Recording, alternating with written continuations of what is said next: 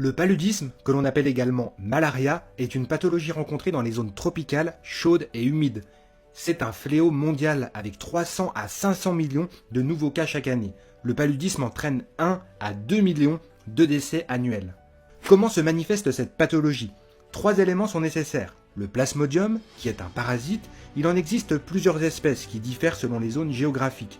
Le moustique, qui est vecteur de la maladie, il s'agit d'une espèce particulière, l'anophèle femelle, car le mâle ne pique pas. En effet, seule la femelle a besoin d'un repas sanguin pour pondre ses œufs. Elle pique généralement la nuit, elle est silencieuse et sa piqûre n'est pas ou peu ressentie. Et enfin, l'homme qui va être infecté et qui est le seul réservoir du parasite. Alors comment se déroule le cycle du plasmodium? À chaque étape de son développement, le parasite porte un nom particulier. Le cycle demeure complexe, nous allons donc passer assez rapidement sur cette étape. Un moustique infecté va piquer un homme et lors de cette piqûre, il va inoculer des plasmodiums sous forme de sporozoïtes. Ces derniers vont atteindre les cellules du foie, dites hépatiques, où ils vont se multiplier. Le plasmodium évolue au sein de ces cellules et porte le nom de schizonte. Il arrive ensuite au stade de mérozoïte, où il quitte le foie pour gagner les cellules sanguines, les hématies que l'on appelle également globules rouges. Le cycle du parasite va se poursuivre dans ces cellules avec des éclatements cellulaires une fois le plasmodium arrivé à maturité. Les plasmodiums libérés colonisent de nouveau les globules rouges. Après plusieurs cycles, il va apparaître des gamétocytes mâles et femelles. Lorsqu'un moustique sain pique un homme infecté, il va ingérer ces gamétocytes et il va se contaminer.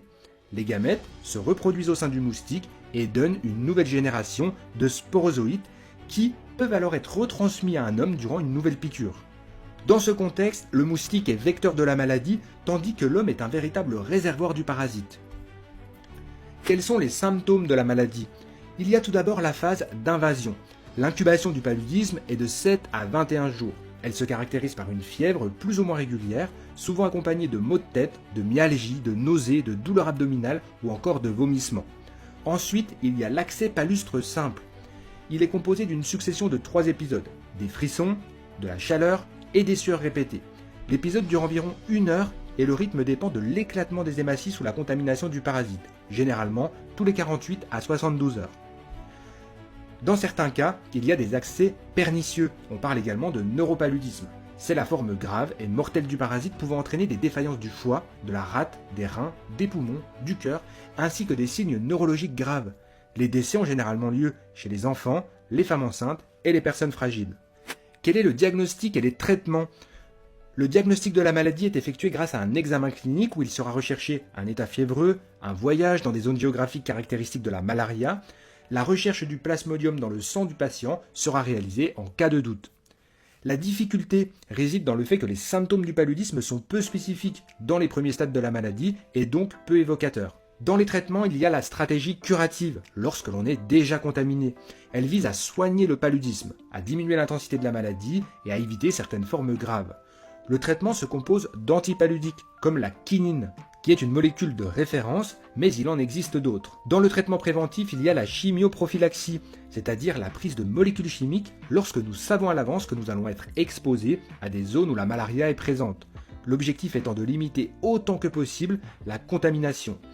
Il existe également un vaccin pour prévenir le paludisme, le RTS-S, qui est le premier vaccin et le seul jusqu'à présent ayant montré une efficacité pour réduire significativement le nombre des cas de paludisme, y compris de paludisme grave menaçant le pronostic vital.